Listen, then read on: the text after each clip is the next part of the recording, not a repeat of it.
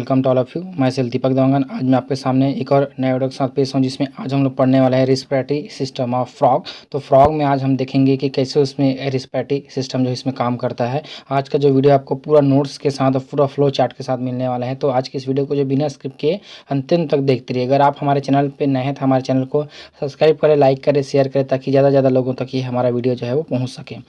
तो हम यहाँ पर देखेंगे फ्रॉग में जो है कैसे उसमें चलता है उसका रिस्पिरेटरी सिस्टम। ठीक है, तो यहाँ पर हमने लिखे एम्फीबिया क्लास के एनिमल उभयचर नेचर के होते हैं। जितने भी एम्फीबिया क्लास के एनिमल होते हैं वो उभयचर नेचर के होते हैं। उभयचर का मतलब होता है कि वो पानी में भी रह सकते हैं और ज़मीन पर भी रह सकते हैं, दोनों स्थानों पर रह सकते हैं, इसलिए इसको जो है उभयचर के नाम से इसको जाना जाता है।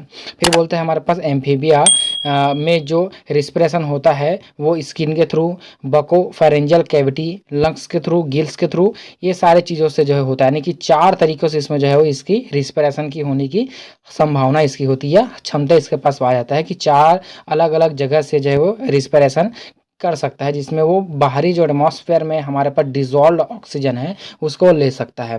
किसके थ्रू? आपके एक तो स्किन के थ्रू भी ले सकता है, साथ साथ जो है बकोफेरेंजियल कैविटी के थ्रू, लंग्स के थ्रू और जो है इसमें गिल्स के थ्रू, ये सारे चीज़ों के थ्रू जो है वो रिस्पिरेशन इसमें कर सकते हैं। उनके पास ये एबिलिटी होती है कि वो जितने भी पाए जाते हैं इसके पास 4 प्रकार के, उसमें सारे में जो है वो कर सकते हैं। ठीक है, अब देखो यहाँ पर फ्रॉग टेडपोल में जो है आपका रिस्पिरेशन गिल्स के थ्रू होता है। फ्रॉग का जो टेडपोल होता है, लार्वा फॉर्म होते हैं, उसका लार्वा फॉर्म, जिसमें उसका सर, धड़ और तेल जो है सही से डिवाइडेड नहीं हो सकता। हम नहीं बोल सकते कौन सा उसका धड़ वाला रीजन है, कौन सा उसका टेल वाला रीजन है, कौन सा उसका आपका नेक वाला रीजन है, कौन सा हेड वाला रीजन है, ये आप बता नहीं पाते। उसी का वो है आपका लार्वा फॉर्म के नाम से इसको जाना जाता है। ठीक है, लेकिन जो एडल्ट उसका रहता है उसमें स्किन के थ्रू, बकोफेरेंजियल कैविटी, लंग्स के थ्रू जो इसमें होता है। तो टेडपोल अगर वो लार्वास के फॉर्म में तो उसमें गिल्स के थ्रू होगा, और जब वो एडल्ट हो जाते हैं तो उसके बाद जो इसमें स्किन के थ्रू, उसके बकोफेरेंजियल कैविटी के थ्रू और जो इसमें लंग्स के थ्रू इसमें जो वो होता है। अब हम यहाँ पर अब सबसे पहले देखने वाले हैं कि स्किन के थ्रू कैसे इसमें जो है वो रिस्पिरेशन इसका होता है। इसको बोलते हैं क्यूटेनियस रिस्पिरेशन के नाम से भी इसको जानते हैं। क्यूटेनियस रिस्पिरेशन क्यों कहते हैं? क्योंकि इसमें क्यूटेनियस लेयर से इसका रिस्पिरेशन जो है वो होता है। ठीक है, अब यहाँ पर हम देखेंगे फ्रॉग की स्किन में म्यूकस ग्लैंड्स इसमें जो है प्रेजेंट होते हैं। फ्रॉग का जो स्किन रहता है उसमें म्यूकस ग्लैंड प्रेजेंट होता है, जिसके कारण स्किन हमेशा जो है नम बनी रहती है। तो आप लोगों ने मेढक का शरीर देखे होंगे, ये है उसका मेढक का शरीर। तो इसका मेढक का जो शरीर होता है हमेशा नम बना रहता है। ये देख सकते हैं आप, कहीं पर भी देखेंगे चमकदार आपको जो है चमकीला वो दिखाई वो देता है। क्यों? क्योंकि इसके ऊपर जो है आपकी म्यूकस का जो है ग्लैंड, म्यूकस ग्लैंड इसमें पाए जाते हैं। ठीक है, इसमें म्यूकस का जो है ग्लैंड इसमें पाया जाता है। म्यूकस ग्लैंड के कारण इसमें वो आपको देखने को मिलता है। इसका स्किन जो है सॉफ्ट रहता है इसी कारण से, म्यूकस ग्लैंड के कारण। ठीक है, आगे हम इसमें और देखते हैं। आगे हम इसमें लिखे हैं देखो, फ्रॉग बार बार पानी में जो है जाता रहता है, जिस कारण से स्किन पर पानी लगा होता है और इसके ऊपर जो है म्यूकस जो है लगी रहती है। ठीक है, तो सबसे पहले क्या आ जाएगा? पहले स्किन आएंगे। ठीक है, स्किन जो है वो उसका शरीर है, क्यूटेनियस लेयर है, वो कहाँ पर जो है बार बार पानी में जो अप एंड डाउन होते हैं। इसी कारण से पानी का कुछ सतह उसके शरीर पर बन जाता है, जो कि उसके ऊपर क्या करेगा? म्यूकस का एक लेयर बन जाएगा। म्यूकस का लेयर होगा मतलब पानी थोड़ा सा नीचे हो जाते हैं, और इसी के अंदर जो है आपका, इसी के ऊपर जो है गैसेस का एक्सचेंज जो इसमें होता है ना। तो कहाँ पर होता है? आप इसके स्किन वाले लेयर पर जो है वो होता है। किसके सहारे होता है? इसमें जो है आपका म्यूकस लेयर के थ्रू जो है वो होता है। म्यूकस लेयर क्यों बना है? क्योंकि म्यूकस ग्लैंड ने वहाँ पर जो है म्यूकस का जो है सिक्रेशन किया है। म्यूकस मतलब एक प्रकार का चिपचिपा द्रव होता है, इसको उसने सिक्रेट किया है। तो इस म्यूकस लेयर के में ही इसमें गैसेस की जो एक्सचेंज होती है वो होता है इसमें। ठीक है, आगे हम यहाँ पर लिखे हैं, तो एयर की ऑक्सीजन पहले जो है स्किन की नमी में जो है वो डिजॉल्व हो जाता है। स्किन में जो उसका नमी पाया जाता है, म्यूकस लेयर उसमें होते हैं। ठीक है, तो म्यूकस ग्लैंड है तो उसके ऊपर में जो है आपका म्यूकस लेयर होगा, तो म्यूकस लेयर में जो स्किन में उसमें डिजॉल्व हो जाएगा, घुल जाएगा। देन क्या होगा? स्किन से डिफ्यूजन के थ्रू जो है ब्लड में चला जाता है। स्किन के थ्रू जो है डिफ्यूज होकर कहाँ पर चला जाएगा? ब्लड में चला जाएगा। फिर उसके बाद होगा एंड ब्लड की CO2 डिफ्यूज होकर जो है स्किन से बाहर की ओर निकल जाता है। तो इसमें कॉन्सेंट्रेशन की बात होती है ना। तो कॉन्सेंट्रेशन के थ्रू इसमें जो है वो क्या होगा, अप एंड डाउन जो इसमें होता रहता है। और उसी तरह से ऑक्सीजनेटेड ब्लड जो है क्यूटेनियस वेन के थ्रू जो है हार्ट के फ्रॉग के हार्ट में चला जाता है। ठीक है, क्यूटेनियस वेन आपको जो है इसमें ध्यान में रखना है, क्यूटेनियस वेन के थ्रू जो है वो कहां पर चला जाएगा, फ्रॉग के हार्ट में जो है वो चला जाता है। ठीक है, तो ये हो गया हमारे पास इसका क्यूटेनियस रिस्पायरेशन। ठीक, अब उसके बाद हम इसमें देखेंगे, अच्छा हमने यहाँ पर भी इसका फ्लो चार्ट इसमें बना है। सबसे पहले एयर था, एयर में क्या था हमारे पास, ऑक्सीजन था, ऑक्सीजन से कहाँ पर गया, इसमें म्यूकस लेयर में गया, म्यूकस लेयर से जाने के बाद क्या हो गया, ये स्किन आ गया, तो स्किन में क्या हो गया, डिफ्यूज हो गया। ठीक है, जो हमारे पास ऑक्सीजन है ये कहाँ पर हुआ, स्किन में जो है डिफ्यूज हो गया, डिफ्यूज होने के बाद कहाँ पर गया, वो ब्लड में चला गया, ब्लड में चले जाने के बाद जो है वो क्यूटेनियस वेन में गया, और क्यूटेनियस वेन से होते हुए कहाँ पर चला गया, वो हार्ट में जो है वो चला जाता है। तो कुछ इस तरह से इसमें जो है वो प्रक्रिया पूरा इसका जो है चलता है। ठीक है, अब देखते हैं उसके बाद बकोफेरेंजियल रिस्पायरेशन की कैसे इसमें जो है इसके बकल कैविटी में रिस्पायरेशन जो है वो होता है। ठीक है, तो देखो यहाँ पर हमने लिखे हैं बकोफेरेंजियल कैविटी के लेयर हाईली वस्कुलर होते हैं। ठीक है, बकोफेरेंजियल कैविटी का जो उसका लेयरिंग होता है, अंदर का जो लाइनिंग होता है, एपिथेलियल लाइनिंग जो रहता है वो हाईली वस्कुलर रहता है, उसके ब्लड कैपिलरीज का जो जार रहता है बहुत ज्यादा अमाउंट में इसमें पाया जाता है। फिर बोलते हैं हमारे पास एक्सटर्नल नॉस्ट्रिल के थ्रू जो है क्या होगा, एयर नेजल सेक में जो है प्रवेश करेगा। एक्सटर्नल नॉस्ट्रिल के थ्रू एयर जो रहेगा, हवा रहेगा, कहाँ पर जाएगा, नेजल सेक में जो है प्रवेश करेगा, और नेजल सेक से जो है वो बकोफेरेंजियल कैविटी में आपका वॉस्कुलर रीजन पर जो है वो जाता है। ठीक है, बकोफेरेंजियल कैविटी से होते हैं उसका वेस्कुलर जो रीजन है उस पर हो जाएगा, और बकोफेरेंजियल कैविटी की इपिथेलियल लाइनिंग में जो है गैसेस का एक्सचेंज की प्रोसेस इसमें जो है होता है, क्योंकि उसका जो वेस्कुलर रीजन रहता है तो वो वेस्कुलर रीजन जो है वो आपका इपिथेलियल से लाइंड रहते हैं, तो इपिथेलियम में ही उसमें डिफ्यूजन वो जो है वो होता है, गैस का एक्सचेंज वहीं पर जो इसमें होगा। तो इसका भी हमारे पास फ्लो चार्ट है, तो अब इसमें से देख पाएंगे एक्सटर्नल नॉस्ट्रिल हो गया। ठीक है, बाहरी हवा को कहाँ पर जो है एक्सटर्नल नॉस्ट्रिल के थ्रू अंदर लाया, फिर आएगा नेजल सेक आएगा इसका, फिर उसके बाद आएगा बकोफेरेंजियल कैविटी, फिर इपिथेलियल लाइनिंग, फिर आएगा इसमें गैसेज का एक्सचेंज। हमारे पास इसका डायग्राम भी है कि इसमें कैसे जो है वो होता है। तो आप इसमें से देख पा रहे हैं कि ये जो है हवा जो है वो कहाँ पर आया है, आपका नॉस्ट्रिल से। ठीक है, नॉस्ट्रिल बोल सकते हैं, इसी को हम लोग किस नाम से जानते हैं, एक्सटर्नल जो है क्या बोलते हैं इसको, एक्सटर्नल नॉस्ट्रिल के नाम से जानते हैं। अभी हमने यहाँ पर लिखे, देखो यहाँ पर एक्सटर्नल नॉस्ट्रिल है। ठीक है, तो एक्सटर्नल नॉस्ट्रिल के थ्रू जो है वो ओपन हो, अंदर जो है हवा इसमें जाएगा, हवा अंदर जाने के बाद जो है कि सेक लेग आपको यहाँ पर शो हो रहा है, ये देख सकते हैं आप इस पे सेक लेग ऐसा है। तो ये जो सेक लेग इसको बोलेंगे यहाँ पर क्या बोलेंगे, हमारे पास जो है इसमें लिखे हमने, ये देखो यहाँ पर नेजल सेक के नाम से जानते हैं, नेजल कैविटी भी बोलते हैं, नेजल सेक के नाम से इसको जानते हैं। और ये नेजल सेक जो है ओपन होगा कहाँ पर, बकोफेरेंजियल कैविटी में ओपन होगा। तो अब इसमें से देख पा रहे हैं कि सेक लेग स्ट्रक्चर यहाँ पर और है, बकोफेरेंजियल कैविटी मतलब कि जहाँ पर बकल कैविटी और फेरिंग्स वाले रीजन दोनों जब आपस में जुड़ते हैं तो उस वाले रीजन को क्या बोलते हैं, बकोफेरेंजियल कैविटी के नाम से इसको जो है जाना जाता है, इसको आप लोग जानते हैं अच्छे से। ठीक है, तो बकोफेरेंजियल जो कैविटी है उसी में क्या होगा, यहाँ पर डिफ्यूजन के थ्रू ये जो है चारों तरफ से जो है इपिथेलियम लाइनिंग, जैसे कि माना जाए इस तरह से है, इसके चारों जो है इपिथेलियम की लाइनिंग होती है, और इपिथेलियल लाइनिंग होने के कारण इसी में जो है वो गैसेज का क्या होगा, यहाँ पर एक्सचेंज होने की प्रक्रिया इसमें जो है वो चलते हुए इसमें जाता है। तो अब इसमें से देख पा रहे हैं, इसमें जब एयर जो है वो अंदर की ओर आ रहा है तो इसका एक्सटर्नल नॉस्ट्रिल जो है वो ओपन है, और इस वाले डायग्राम में इसका एक्सटर्नल नॉस्ट्रिल जो है इसमें क्लोज है। ठीक है, क्योंकि हवा अंदर आ गया, तो हवा अंदर आने के बाद उसका डिफ्यूजन के थ्रू उसको जो है लिया जा रहा है। ठीक है, ये जो स्थिति कब होता है, जब मेढक जो है वो अपना सर को जो है बाहर की ओर निकाल कर रखता है, जैसे कि उसका आधा शरीर जो है पानी में डूबा हुआ रहता है और आधा उसका शरीर जो है बाहर की ओर रहता है, तब की स्थिति में ऐसा प्रक्रिया वो अपनाता है। और पूर्ण रूप से जब वो बाहर रहता है तो इसमें स्किन के थ्रू होता है, जिसको बोलते हैं क्यूटेनियस रिस्पिरेशन। लेकिन जब उसका आधा शरीर पूरा अंदर पानी के अंदर रहता है, केवल उसका जो सर बाहर रहता है, तो उस स्थिति में कहाँ से लेता है वो जो है कहाँ से लेता है, तो इसमें इसका बकोफेरेंजियल कैविटी जो यहाँ पर जो है बकोफेरेंजियल कैविटी, इसमें जो है उसका रिस्पिरेशन की प्रक्रिया इसमें जो है वो होता है। ठीक है, तो ये इसका, और हमारे पास इसका डायग्राम है कि इसमें कैसे इसका हो रहा है, दोनों इसमें तरीके से इसमें चल रहा है। ठीक है, तो आप इसमें से देख पा रहे हैं जो है फ्रेश एयर इसके अंदर में आ रहा है, और फ्रेश एयर अंदर आने के बाद कहाँ पर गया, सीधा से हमारे पास नॉस्ट्रिल इसका ओपन है, और नॉस्ट्रिल ओपन होने के बाद जो है वो कहाँ पर चला गया, इसमें जो है बकोफेरेंजियल कैविटी में चला गया, और बकोफेरेंजियल कैविटी में जाने के बाद यहीं पर जो इसका डिफ्यूजन जो है हो रहा है। और इसको इस चीज को एक बात और ध्यान रखेंगे, इसका जो लंग्स तो है यहाँ पर पीछे की तरफ ये आपको लंग्स दिखाई दे रहा है, लेकिन लंग्स जो है वो खाली है, ये पूरी तरह से खाली है, क्योंकि इसमें जो ग्लॉटिस वाला रीजन है ये वो अभी क्लोज है। ठीक है, ग्लॉटिस एक प्रकार का क्या होता है, लंग्स का जो पाइप रहता है वहां पर, है ना, वो उसका एक प्रकार से जिसको बोलते हैं लैरिंगोट्रेचियल चैम्बर जो रहता है, या लैरिंगोट्रेचियल चैम्बर जो है वो क्लोज है पूरी तरह से अभी।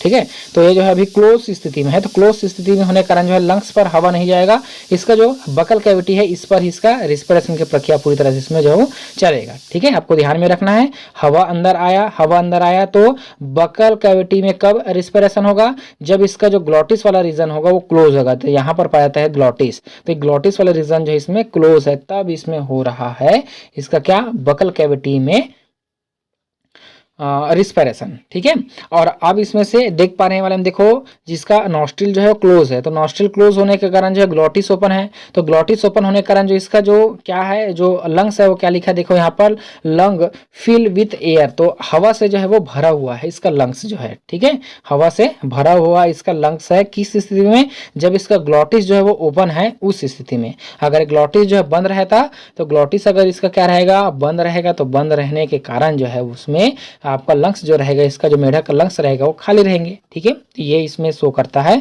कि कैसे उसमें जो है वर्क उसका हो रहा है। तो ध्यान में आपको इस चीज रखना है कि जो इसका नॉस्ट्रिल होगा ओपन होगा और नॉस्ट्रिल जो है क्लोज होंगे, तब कैसा होगा। अगर इसका नॉस्ट्रिल अभी ओपन है, ओपन होने के कारण जो है क्या करेगा, यहाँ से जो ग्लॉटिस वाला है वो क्लोज होगा, ग्लॉटिस क्लोज होने के कारण इसका लंग्स कोई काम नहीं करेगा।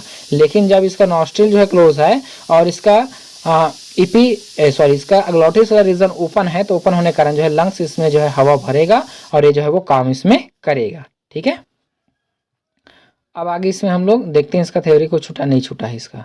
हाँ, अब उसके बाद तीसरा हम इसमें देखेंगे पल्मोनरी रिस्पिरेशन।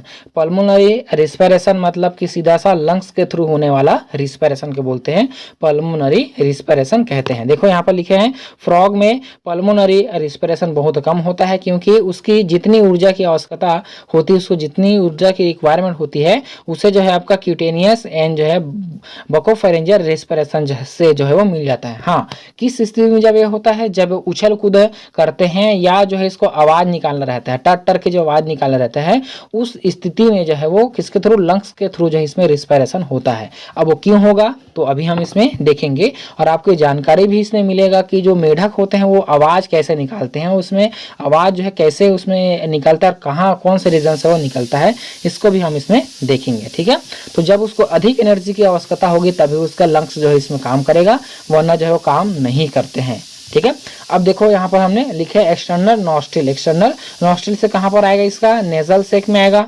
नेजल सेक से कहाँ पर जाएंगे, हमारे पास जो इसमें बकोफेरेंजियल कैविटी में जाएगा।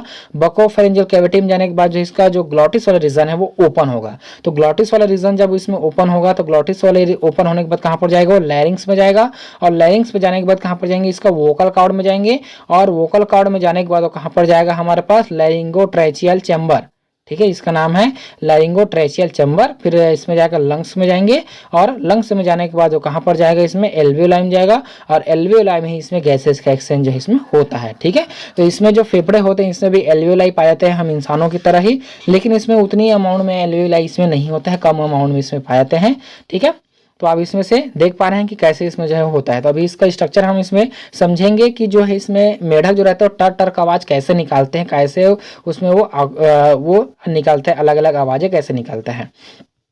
तो अब यहाँ पर थोड़ा सा समझने की कोशिश इसमें कीजिए कि इसका जो लैरिंगोट्रेचियल चैम्बर जो रहता है वो कैसे इसमें काम करता है, कैसा उसका जो है वो रहता है। ठीक है, तो अब यहाँ पर हम इसमें समझते हैं। देखो हमने क्या लिखा है, यहाँ पर जो है बकोफेरेंजियल कैविटी के बाद जो है आपका ग्लॉटिस जो है ओपन हो गया है। ग्लॉटिस ओपन होने के बाद कहाँ पर गया है, आप में लैरिंग्स में गया है। लैरिंग्स के दोनों तरफ जिसमें जो है वोकल कॉर्ड प्रेजेंट होता है।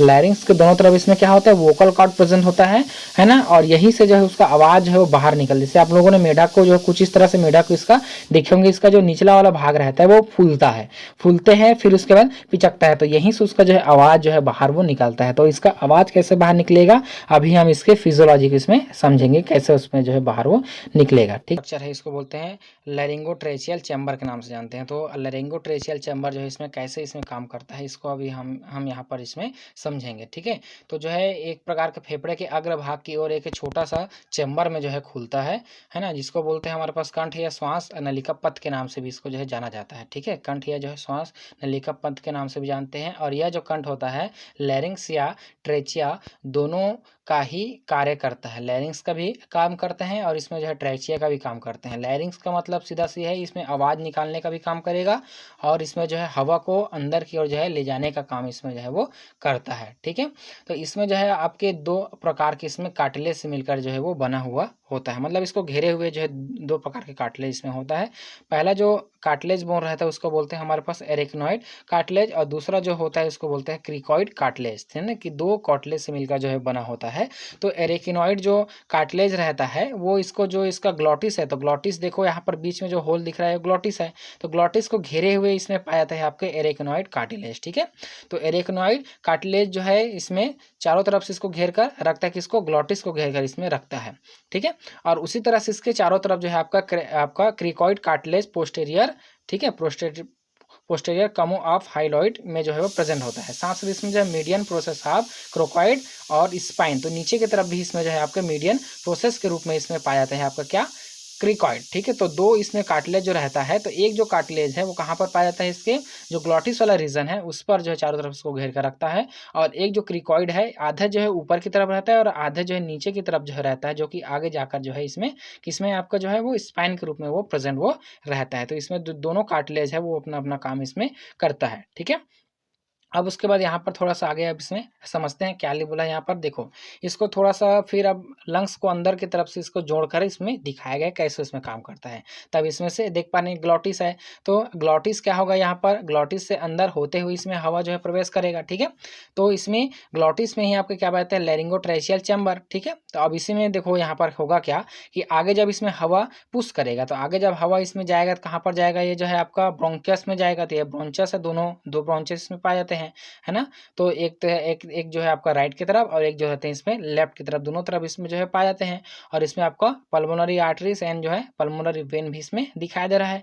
और इसको काट कर जब इसमें देखेंगे तो इसके अंदर में आपके एल्वियोलाई इसमें दिखाई देगा, और इसी एल्वियोलाई के अंदर ही इसमें रिस्पिरेशन की प्रोसेस इसमें जो है वो कंप्लीट होता है। ठीक है, तो आपको ध्यान में ये रहे कि इसमें दो कार्टिलेज से मिलकर जो है वो बना होता है।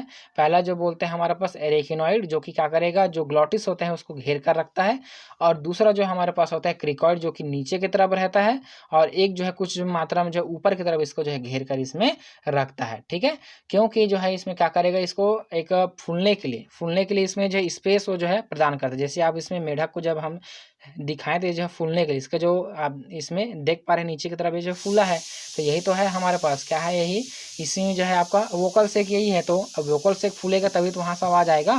तो इसके ऊपर की तरफ और इसके जो है नीचे की तरफ, इसके नीचे की तरफ और एक ऊपर की तरफ इसमें जो है आपके पाए जाते हैं कौन सा, क्रिकॉइड कार्टिलेज होता है। ठीक है, क्रिकॉइड कार्टिलेज, और इसके जो वोकल सेक है यानी कि जहाँ पर ग्लॉटिस वाला रीजन है, तो ग्लॉटिस को घेरे हुए इसमें पाया जाता है एरेकिनॉइड कार्टिलेज इसमें होता है। कार्टिलेज बोल रहा हूँ मतलब ये लचीला होता है। ठीक है, हड्डी होता तो टूट जाता, तो कार्टिलेज है तो ये लचीला होता है। तो कुछ इस तरह से इसमें रिस्पिरेशन के प्रोसेस जो है इसमें कंप्लीट होता है। आई होप आज का जो हमारा वीडियो आपको पसंद आया होगा, तो देखते रहिए हमारे यूट्यूब